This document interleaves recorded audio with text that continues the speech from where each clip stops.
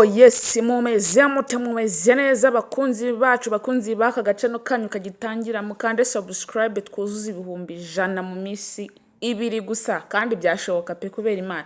Ndabasuje cyane, ngewe muba muri kumwe igihe cyose nitwa Irareba, ngomba kubifuriza ishya n'ihirwe kuri uyu munsi wa mbere w'icyumweru, kuri uyu munsi wa mbere w'ukwezi. Mugira amahoro, mugira amafaranga. Oh yes, mwagiye mubona ku mbuga nkoranyambaga amashagi atandukanye ya Vestina ngo ya Dorcas ngo yaterewe vi na Israel Mbonyi, ariko nagira ngo nze natwe tubiganireho kugira ngo bibashe buryo ki byagenda neza, mbabwire ese koko nibyo cyangwa barabeshya. Twebwe rero twavuga yuko basa nkaho babeshya, kuko ntago Israel Mbonyi twamubonye, kuko nabubwe barapostinze Israel Mbonyi ari kumuterera ivi. Rero ibi bintu byavuzwe dusa nkaho atari byo, asa nkaho babishye, ariko abantu benshi bamaze kumenya ibintu bya social media cyane.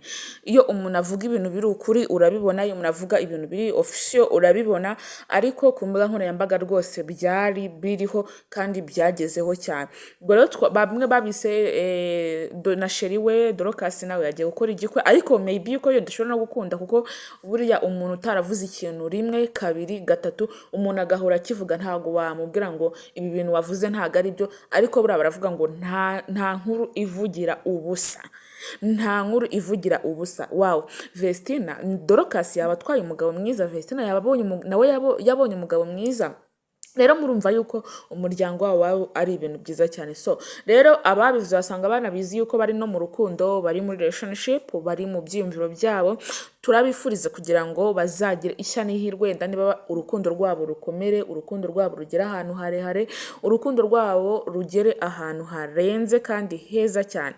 Turabifuriza rero kugira ngo bazagire urukundo rwiza. Ariko ngenza nsa nkaho ntabyemeye neza, navuga ati ibi bintu koko nibyo cyangwa barabeshya.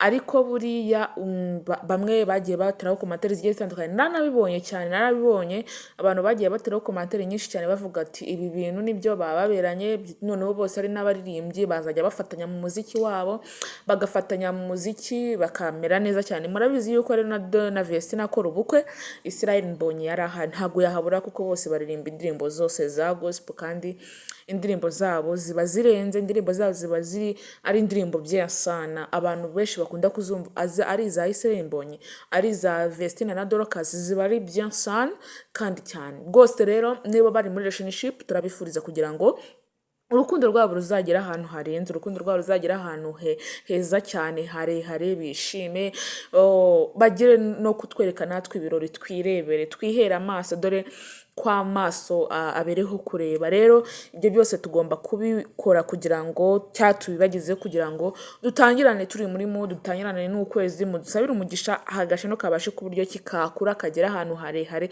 harenze. Ngenza yambazana amakuru update igihe cyose, breaking news, amakuru kandi meza k'umukobwa wanyu witwa Irareba. Ngomba kubagezaho utuntu twiza kandi utuntu tuzima cyane. Rero mujye musabira umugisha, nanjye mba nawe basabiye.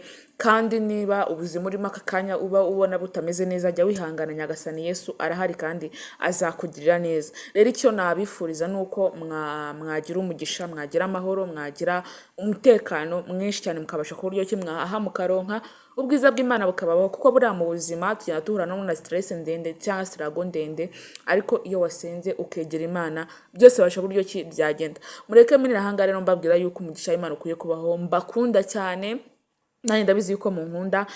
Tuzakazamure kano gace no kagira ahantu harehare. Murakoze cyane, ndabakunda.